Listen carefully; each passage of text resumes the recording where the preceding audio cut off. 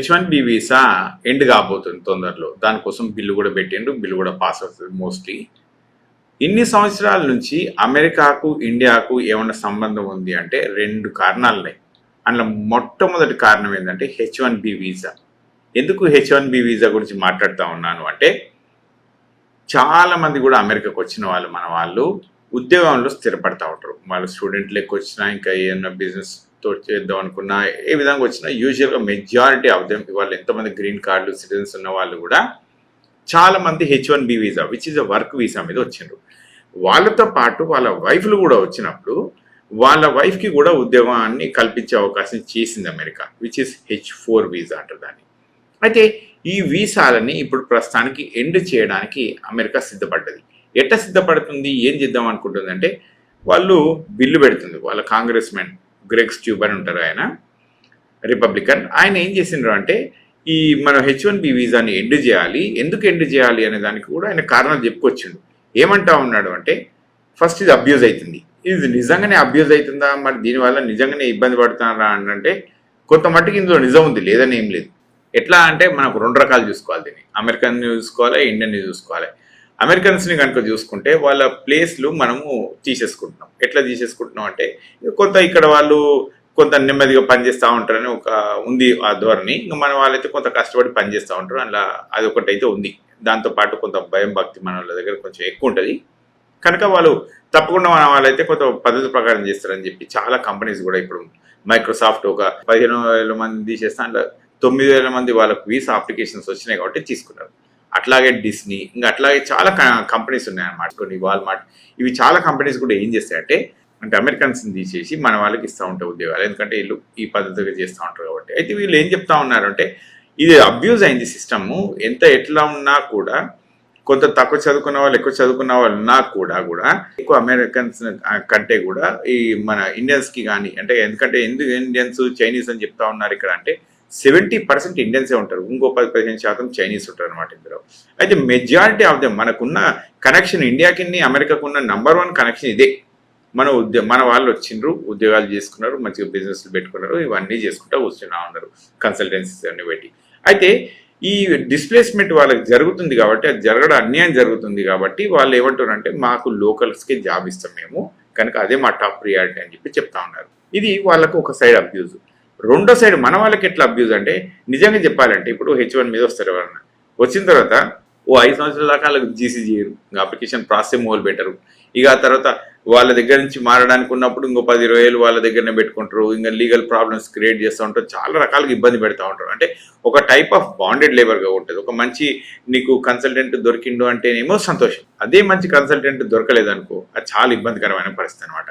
So ఇట్లా చాలా abuse అయినాయి మన వాళ్ళవి కూడా. ఇంకా చాలా మంది సచ్చేంత వరకు సరే పోంతి ఉండంతి అన్న టైప్లో అక్కడనే ఉండి పనిచేసుకుంటా ముందుకెళ్ళిపోయారు. అయితే ఇది ఇంత జరుగుతున్నప్పుడు, so US lawmaker introduce bill to end H1B programme.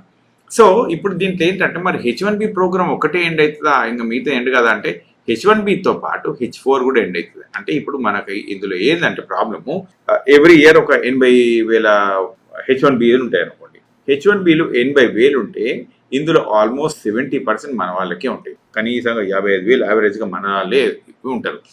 ఇందులో ఈ H1B వీసాతో పాటుగా H4 కూడా ఉంటుంది. అంటే వీళ్ళ డిపెండెంట్స్, అంటే వాళ్ళ వైఫ్ అట్లా ఉంటారు కదా, వాళ్ళు డిపెండెంట్స్. ఇప్పుడు అట్లా వచ్చిన వాళ్ళే, అట్లా చేసిన వాళ్ళే చాలా మంది కూడా మన వాళ్ళకి ఏంటంటే అమెరికన్ సిటిజన్స్ అయిపోతారు. ఎట్లా అంటే వాళ్ళకి పిల్లలు పుడితే ఇక్కడ బార్న్ సిటిజన్స్ ఉంటారు కాబట్టి వాళ్ళు సిటిజన్స్ అయిపోతూ ఉంటారు. సో ఈ కాన్సెప్ట్, ఈ పద్ధతి నడుస్తూనే ఉంది.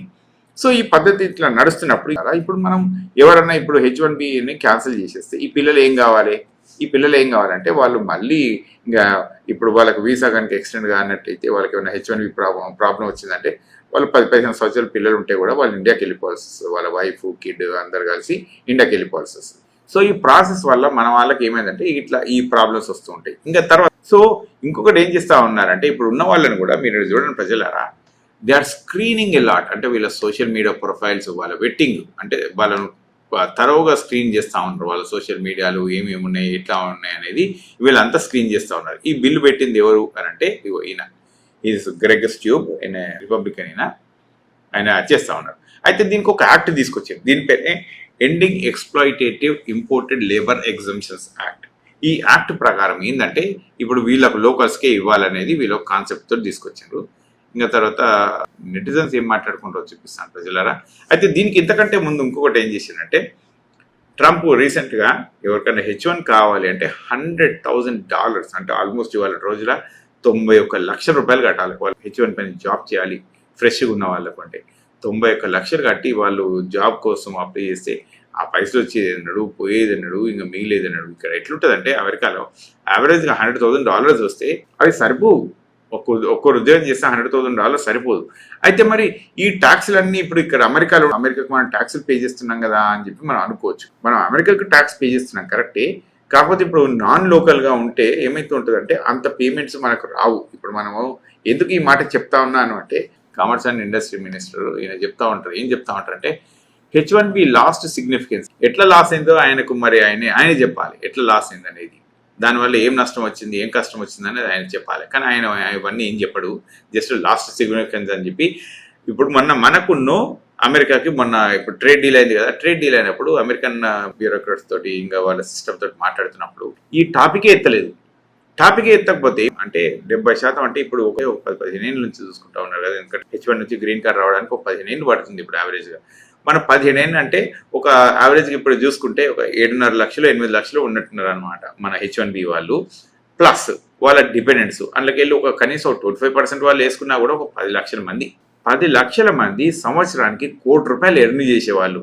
అంటే ఎంత పెద్ద డబ్బు ఒకసారి ఆలోచించండి. 10,000 కోట్లు 10,000 కోట్లు అనమాట. ఎందుకంటే 10,000 ఇంటూ కోటి 10,000 కోట్ల రూపాయలు ఎవ్రీ మంత్ మనకు లాస్ అయిపోతా ఉంది. మరి ఇంత డబ్బు ఇండియాకి రావాల్సింది ఇక రాదు. ఎందుకు రాదు అని అంటే ఇక H1B తీసేస్తే ఇంకా వచ్చేది ఏంది చేసేది ఏంది ఇప్పుడు ఇక్కడ. సో ఇది యావరేజ్గా మినిమం చెప్పింది అనమాట. ఎందుకంటే ఎక్కువనే ఉంటుంది కానీ తక్కువనైతే ఉండదు అనమాట. అయితే ప్రజలారా ఇక్కడ నేను ఏం చెప్దాం అనుకుంటున్నా అంటే మన వాళ్ళకి ఇంతమందికి మన ఉద్యోగాలు మనం ప్రొవైడ్ చేస్తామా ఇండియాలో? చెయ్యము. చెయ్యనప్పుడు ఇంత పెద్ద డబ్బుని మనం ఎందుకు మాట్లాడలేదు మరి ట్రంప్ గవర్నెన్స్ తోటి అంటే ఇక నాకేం తెలియదు ఆ మాట, ఇంకా మీరే అందరూ తెలుసుకున్నది చెప్పాలి. సో బేసికలీ నేను ఇక్కడ ఏం చెప్పదాం అనుకుంటున్నా అంటే ఎఫిషియల్ గవర్నెన్స్ అనేది చాలా ఇంపార్టెంట్. ఈ టాపిక్ ఎత్తలేదు, ఈ టాపిక్ మాట్లాడలేమేమో, దాని సిగ్నిఫికెన్స్ పోయింది, దానివల్ల నష్టం జరుగుతుంది, ఇంకా దానివల్ల లాభం ఏం లేదు అని ఇట్లాంటి శోధనమైన మస్తు మాట్లాడుతూ ఉంటుంది ప్రభుత్వాలు.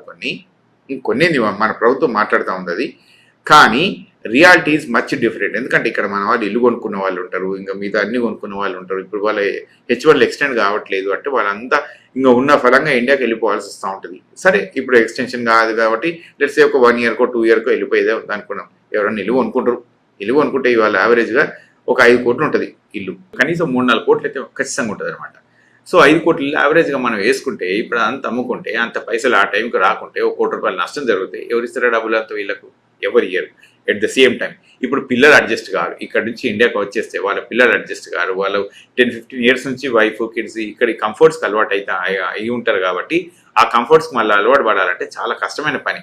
మళ్ళీ అక్కడికి వచ్చినాక ఇమీడియట్గా మనకు కంపెనీలలో జాబులు దొరుకుతున్నాయంటే అది లేదు. ఎందుకంటే ఈ మధ్యకాలంలో మీరు చూస్తూ ఉంటే ఇప్పుడు AI టెక్నాలజీస్ వచ్చేసి మన ఇండియన్ కంపెనీస్ అన్ని మొత్తం కుప్పగూలిపోతున్నాయి. ఇన్ఫోసిస్ కానీ, విప్రో కానీ, ఇంకా TCS కానీ ఈ షేర్స్ మీరు చూడండి కుప్పగూలిపోతూ ఉన్నాయి. అంటే ఏమన్నట్టు ప్రజలారా, గవర్నెన్స్ మంచిగా ఉండి ఇవన్నీ కనుక చేస్తే ఇంకా కొద్ది రోజులు మనం కనుక దీన్ని ఆపుకు వెళ్తే అందులోకి గ్రీన్ కార్డులు సిటిజన్స్ వచ్చిన వాళ్ళు ఉంటుంటారు, వాళ్ళు సేఫ్గా బయటపడుతూ ఉంటారు. ఇవన్నీ ఏం కాకుండా మనము H1 మేము మాట్లాడలేదు, దాని సిగ్నిఫికెన్స్ లేదు అని చెప్పుకుంటూ వస్తూ ఉంటే ఇది చాలా తప్పు. ఇంకొకటి ఇక్కడ దానికి డబ్బులు ఇక్కడన్నా పని చేస్తే పే చేస్తారు కదా అంటే ఒకటే మాట, ఇక్కడున్నప్పుడు పే చేసేది ₹1,00,00,000 అయితే అక్కడ వచ్చేస్తే పే చేస్తే మా అయితే 20 లక్షలు 25 లక్షలు ఇస్తారు కావచ్చు. అంతకుమించి పెద్దగా ఇచ్చేది ఏమి ఉండకపోవచ్చు నాకు తెలిసి మోస్ట్లీ. ఎందుకంటే ఆ పే స్కేల్స్ అయితే ఉండవు ఇక్కడ కనుక దానివల్ల కూడా మనకు నష్టమే ఇక్కడ. సో ఎందుకని నేనేం చెప్పాలనుకుంటున్నా అంటే H1B వీసా ప్రోగ్రామ్ని మన ప్రభుత్వం కొంచెం సీరియస్గా తీసుకొని దాన్ని కనుక ఆపగలిగితే మంచిగా ఉంటుంది. ఇప్పుడు బిల్ పాస్ అయింది అనుకోండి, ఇక మనం చేసేది ఏమీ ఉండదు. ఓకే.